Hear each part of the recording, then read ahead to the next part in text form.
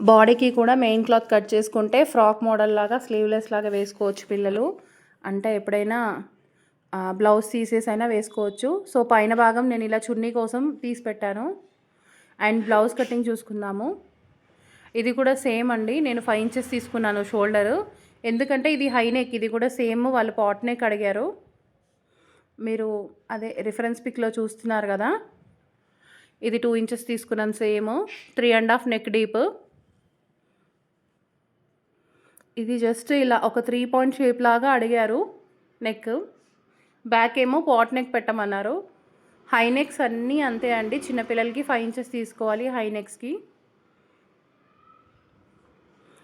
Front neck cut చేస్తున్నాను.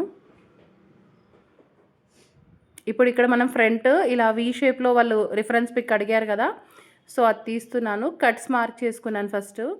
ఇలా లైట్గా పైనుంచి స్లైట్గా జస్ట్ 1 ఇంచ్ పైకి పెట్టుకొని స్లైట్ కటింగ్ చేస్తున్నాను చూడండి. జస్ట్ వీ షేప్లో కిందంతా పైపింగ్ చేయాలి అండ్ పోట్లీ బటన్స్ కూడా స్టిచ్ చేయాలి. మనం ఇక్కడ 2 ఇంచెస్ తీసుకున్నాము. అండ్ పాట్ షేప్ డ్రా చేసేసాను చూడండి. చిన్న పాటే పిల్లలకి.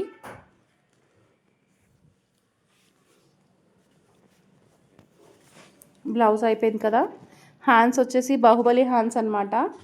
మనము పఫ్ స్లీవ్స్కి ఫస్ట్ 5 ఇంచెస్ వదిలేసి తర్వాత తన ఆర్మ్ లూజ్ అండ్ ఖర్చు కోసం నేను గీసేస్తున్నాను. ఫస్ట్ మనం ఏంటంటే పఫ్ స్లీవ్స్ కోసం 5 ఇంచెస్ కానీ 5.5 కానీ వదిలేయచ్చు. తనకి 5 ఇంచెస్ సరిపోతుందని నేను 5 ఇంచెస్ వదిలేసాను ఎక్స్ట్రా. ఇక్కడ నేను ఫోల్డింగ్ కోసం కింద పట్టీ కావాలి కదా మనకి బాహుబలి హ్యాండ్స్, 3 ఇంచెస్ విడ్త్లో తీసుకుంటున్నాను కింద పట్టీ కోసం. ఇక్కడ నేను ఖర్చు లేకుండా కట్ చేసేసాను, మిస్టేక్ అయిపోయింది. సో మళ్ళీ అదే క్లాత్ నేను వేరే దగ్గర తీసుకుంటున్నాను, ఎందుకంటే ఆల్రెడీ అక్కడ కటింగ్ పడిపోయింది. ఎంత కుట్టిన టైలర్స్ కన్నా చిన్న చిన్న మిస్టేక్స్ అయితే కామన్ అండి. చూడండి మళ్ళీ అక్కడ నేను పెట్టాను, అది ఉక్స్ పట్టి కాజా పట్టికి వేసేయొచ్చని. ఇక్కడ మళ్ళీ ఖర్చుతో సహా తీసుకున్నాను కింద పట్టి. ఇక్కడ మెయిన్ క్లాత్ ఫ్లవర్స్ అన్నీ పైకి వచ్చేలాగా తీయాలి కాబట్టి ఇలా స్టెప్ బై స్టెప్ వేసుకున్నాను. ఒకేసారి వేసుకొని తీయడానికి లేదు.